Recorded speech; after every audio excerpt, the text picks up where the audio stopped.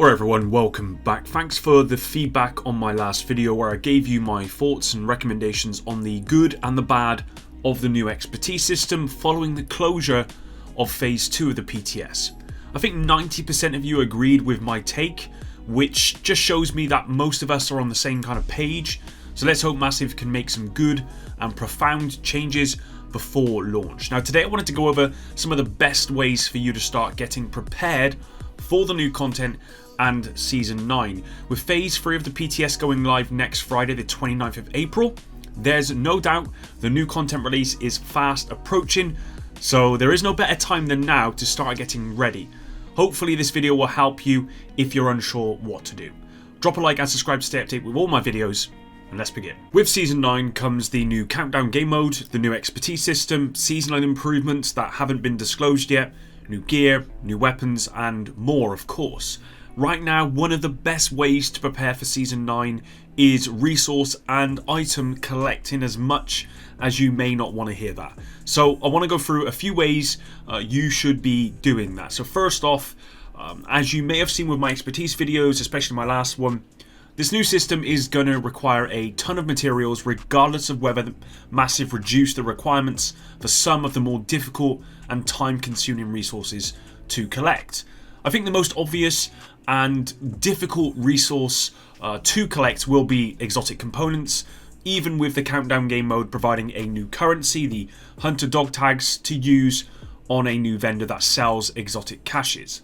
In game right now, one of the first things I'd recommend is having multiple characters at level 40 completing the Warlords campaign so that you can share resources and stash space. Particularly with exotics, you can only carry 20 exotic components in the live game, which means that you will need to start storing as many exotic caches and exotic items as possible on your main character and other characters. Think of your other characters as a mule for your main one.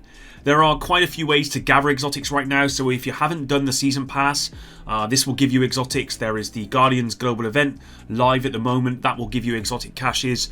The Shade Project or SHD Project as well, that will give you a cache. There's plenty of ways to get exotic caches in the game right now.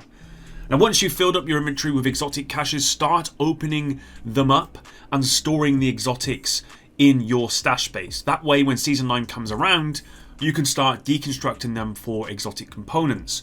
Thankfully, Season 9 will include an increase of the exotic component cap to 100. Now, if you're happy to enter the Dark Zone, this will allow you to store 60 exotics in your stash as well. So there is plenty of room and activities right now that will put you in good stead ready for Season 9. The other resource that is fairly difficult to obtain is the SHD Calibration resource. I'd recommend doing your best to reach level 1000 on your Shade Watch, so that that way any level above will allow you to purchase SHD Calibration resources. If you want to level up fast, I'd probably recommend finding and targeting resource convoys, but these can be a little bit tough to find sometimes, and you have to do a little bit of wandering around. There's quite a lot of downtime. So if you'd prefer a more guaranteed method of farming experience, you could farm the rescue operations activity.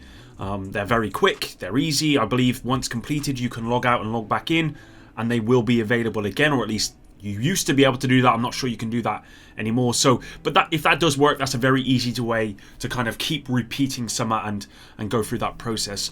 I know it's not exactly the most fun, but if your requirement is just to get to level 1000, this is going to work.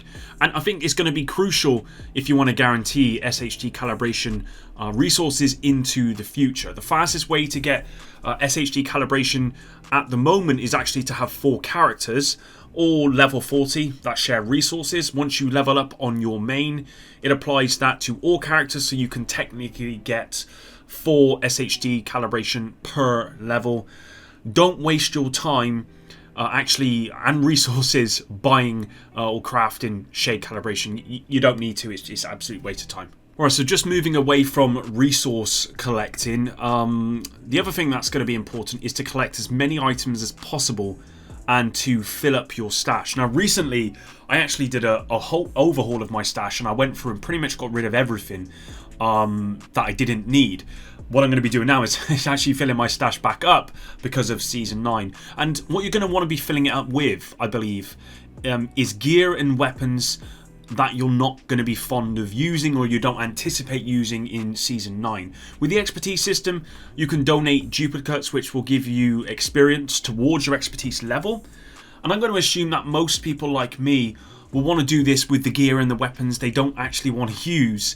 So I would target farm those items now and store them away. As I said, not the most fun thing to do in the world, but this is going to be the best way to ensure that when Season 9 comes out, and specifically the expertise system, if you really want to get ahead of that, this is going to work wonders. Now, talking of target farming and actually going back to resources, unfortunately, printer filament. This is one resource I always seem to have the fewest of. Now, the best way to get printer filament is through the deconstruction of mods, I believe. So you can either target farm mods and deconstruct them, or if you have a ton of experience, you can actually just purchase mods from a vendor and then deconstruct them. Credits, again, is another big one actually. I always find that I deconstruct all of the loot that I get, which actually means that I rarely have that many credits. I've seen some people with millions and millions of credits, but you know, I'm the opposite of that. I have a lot of resources and that's about it. If you are, you know, up on your resources, you're pretty well stacked, ready for Season 9, maybe consider selling your loot instead of getting that and get that bank up ready for Season 9. Who knows, there may be some god rolls available of some new items at the vendors on day 1. If not, you can use your credits. You can use the credits to buy stuff, deconstruct, and then get resources. Because let's be honest, guys, it doesn't matter how much farming you do at this stage, because of the caps in the game and the requirements that you're going to need in order to use the expertise system and probably other stuff in the game, you are going to run out of those resources very, very quick. So if you've got a big bank and you can buy lots of stuff, that's going to be one way for you to replenish those resources once they run out. Lastly, if you're like me and use a skill build as your primary build, it's actually pretty much the only build that I use, as you're going to see in this footage and you've seen in all of my footage. I've seen your comments, guys. I am going to try and use other stuff. I'm just so comfortable with a skill build and it's just so powerful in the current game. I see no reason to really use that much else, but I am going to use different stuff in Season 9. So what I'm saying is, and my recommendation to me and to you guys, is if you are a skill build user like me, I'd recommend getting familiar with some of the other builds, especially DPS builds, all red builds, anything that doesn't really rely on skills. And I say that because, as you may have seen in my countdown footage and feedback from a couple of weeks ago, the countdown game mode is pretty much a DPS check. I wouldn't really call it that, but it is going to require mainly just damage. It does nullify and it frustrates skill build users. Some are hoping they change, but we don't know if they're going to do anything about that. So if you're wanting to jump into this new game mode as soon as possible and want to get the best experience possible, then I'd recommend a weapon damage build and getting familiar with one if you're not familiar with one, which is something I'm not familiar with, and I'm definitely going to have to do a little bit of practice before Season 9 comes out. But that's pretty much it, to be honest, everyone. Thank you very much if you stuck around until the end of this video. Really appreciate all of your support. There may be some stuff that I didn't include in here, but guys, these are the main things, right? It's your resource collecting and it's your gear collecting. That's going to be the main stuff, and if you focus on that stuff, then you'll probably be in the best position you can be going into the new content. Until the next one, Epic out.